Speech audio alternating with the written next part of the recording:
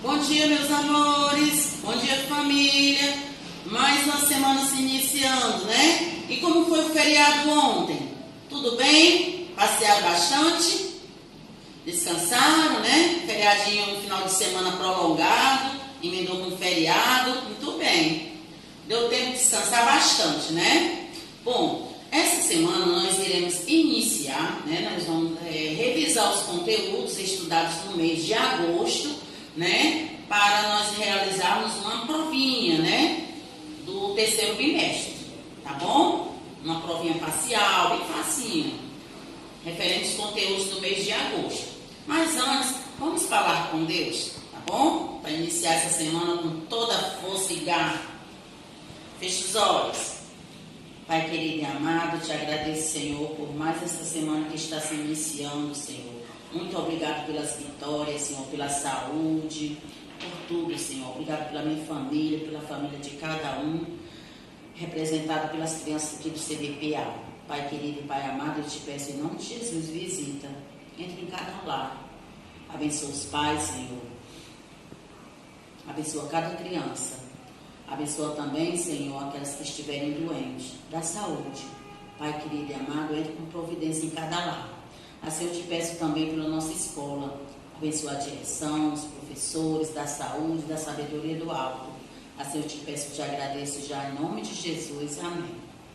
Bom, crianças, nós vamos começar, né, com a revisão aqui sobre os movimentos nativistas, né? Esses movimentos aconteceram nos séculos 17 e 18, né? Século 17 se inicia no ano de... Século 18 se inicia no ano de 1701, né? E vai até o ano de 1800, tá certo? E as maiores rebeliões nativistas, né? Podemos destacar a revolta de Beckman. A revolta de Beckman aconteceu no século 17, que compreende o ano de 1684. Aconteceu no Maranhão, né, liderado pelos irmãos Manuel e Tomás Beckman, né? A consequência de toda essa revolta foi eles invadiram o colégio dos jesuítas. Lá eles agrediram os padres e quebraram tudo, certo?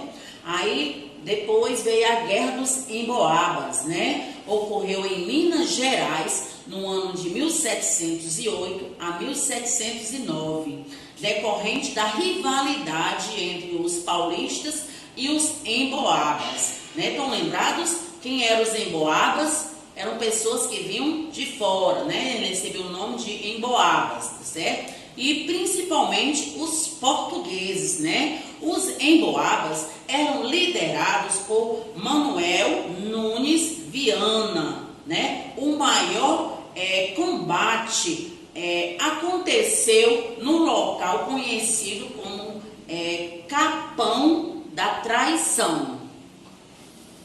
Por que esse nome, Capão da Traição? Porque os paulistas, eles caíram numa cilada, né, preparada pelos emboabas. Vamos falar um pouco sobre a Guerra dos Mascates, certo? Mascates, né, quem está lembrado, eram aquelas pessoas que andavam vendendo objetos de porta em porta, como se fossem os ambulantes hoje, né? Eram chamados de mascates, tá certo?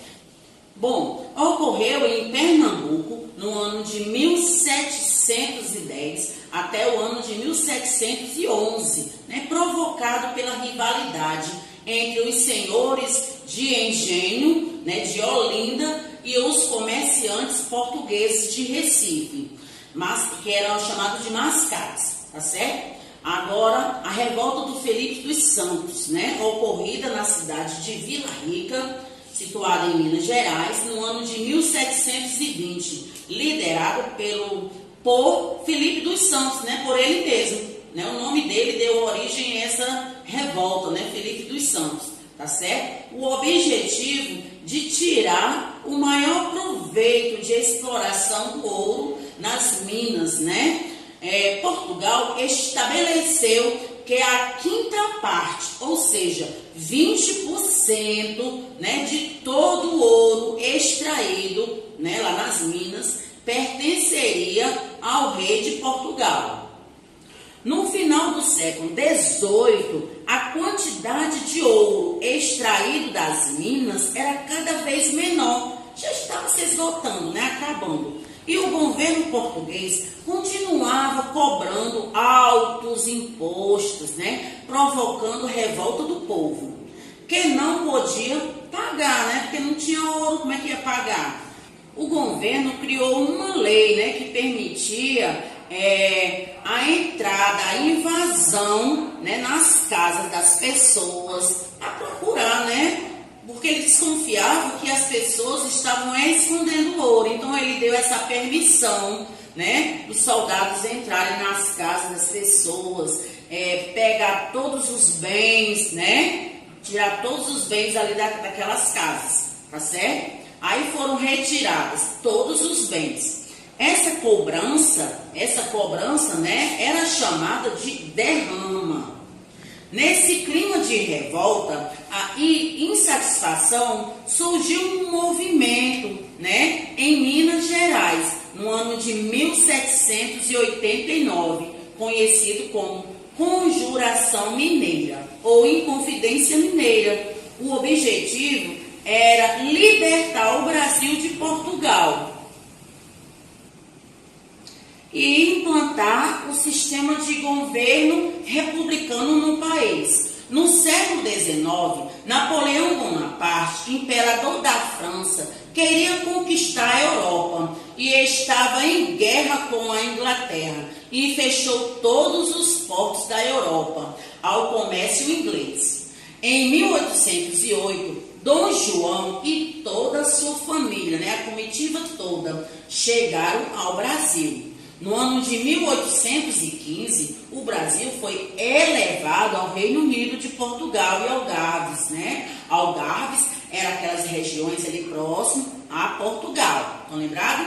Dom João criou imprensa régia aqui no Brasil, o Banco do Brasil, o Arquivo Militar, Jardim Botânico, uma fábrica de pólvora, Ele instalou também o Museu Dom João VI, a Biblioteca Real, escolas médicas e do Arsenal da Marinha, Academia Militar e de Belas Artes. Em 1808, com a morte da Dona Maria, que era a mãe de Dom João, o príncipe regente, porque Dom João não era ainda coroado, que a sua mãe era viva. Então, com a morte dela, no ano de 1818, ele foi coroado rei e passou a ser chamado de Dom João VI, certo? Em 1821, com o final das guerras na Europa, Dom João, mesmo contra sua vontade, retornou para Portugal e deixou aqui no Brasil Dom Pedro como príncipe regente para administrar o Brasil e evitar qualquer movimento separatista que surgisse. Agora vamos falar sobre a independência do Brasil, tá certo? No dia 7 de setembro, que nós comemoramos ontem, no dia 7 de setembro de 1822, marcando o fim da dominação de Portugal sobre o território brasileiro. Muitas dificuldades foram enfrentadas por Dom Pedro, desde o começo de seu governo. Diante dessas dificuldades, Dom Pedro adotou medidas com vistas a melhorar a situação. Fez grandes economia, procurou reduzir as despesas e adotou o sistema de orçamentos pela primeira vez em nosso país. Agora iremos falar sobre o primeiro reinado, que deu início no ano de 1822 até 1831, tá bom? Bom, o primeiro reinado se iniciou após a realização do processo de independência que havia sido conduzido por Dom Pedro, né? A Declaração de Independência foi feita no dia 7 de setembro de 1822 e foi seguida por conflitos localizados contra tropas leais a Portugal. No ano de 1823, foi convocada uma assembleia para elaborar a primeira Constituição brasileira. E o que significa, né, a palavra Constituição? Constituição é o conjunto de leis que rege um país. Essa assembleia era composta por ricos proprietários de terra, grandes comerciantes, não havendo nenhum representante do povo durante a elaboração da primeira Constituição. Em 1823, os políticos, eles tentaram limitar os poderes do imperador, né, que era Dom Pedro. Ele não concordou, desfez a Assembleia e escolheu pessoas de sua confiança para elaborar outra Constituição. Então, essa de 1823, ele praticamente rasgou, né? Ela ficou pronta, né, essa outra Constituição, ela ficou pronta em 1824 e foi imposta por Dom Pedro I a toda a população. Quando a Constituição é imposta por uma pessoa, dizemos que ela foi outorgada, né? Quando ela foi imposta por uma pessoa, ela foi outorgada. E quando ela é discutida por representantes da população, dizemos que a Constituição foi promulgada. E o que estabelecia a Constituição de 1824? Estabelecia que a monarquia hereditária, com o sistema de governo, né, passava de pai para filho, que nas eleições só poderiam votar homens livres e com renda, né, escravos jamais, né, e não podia votar também as mulheres. Agora iremos falar sobre um pouquinho da Confederação do Equador, certo? A revolta iniciada em Pernambuco e se espalhou por todas as províncias, né, do norte e nordeste do país, como Paraíba, Rio Grande do Norte, Piauí e Ceará. Confederação do Equador, porque algumas províncias se situavam ali próximo à linha do Equador. Agora, crianças, né, vamos ver o objetivo dessa revolta da Confederação do Equador, né? A convocação de uma nova Assembleia, né, para elaboração de uma nova Constituição, formação de um governo independente da região, acabar com o tráfico, né, de escravos e diminuir a interferência do governo central nas províncias, né? E o líder desse movimento foi o Frei Caneca, né? O nome dele era Joaquim do Amor Divino Rabelo, conhecido como Frei Caneca. Porque quando ele era criança, ele, para ajudar o pai dele, né, ele saía nas ruas vendendo caneca, né? E daí surgiu esse apelido que futuramente ele adotou, né, no nome dele, tá certo? Então, o Frei Caneca, ele foi fuzilado, né, ele foi condenado. Em setembro de 1824, as forças de repressão ao movimento dominaram Recife e Olinda e depois o Ceará, né? Frei Caneca, ele ficou conhecido na história como o símbolo do ideal de liberdade, tá certo? A insatisfação do povo brasileiro com o autoritarismo do imperador era cada vez maior e Dom Pedro I resolveu abdicar do seu trono no dia 7 de abril de 1831. Quando Dom João VI morreu, Dom Pedro I resolveu voltar para Portugal, deixando o trono para o seu filho mais novo, né, Pedro de Alcântara. Ele tinha apenas 5 anos de idade, certo? Sob os cuidados, a responsabilidade de José Bonifácio, né? Até que ele atingisse a maioridade. O governo ficou nas mãos dos regentes, né? Que era o governo.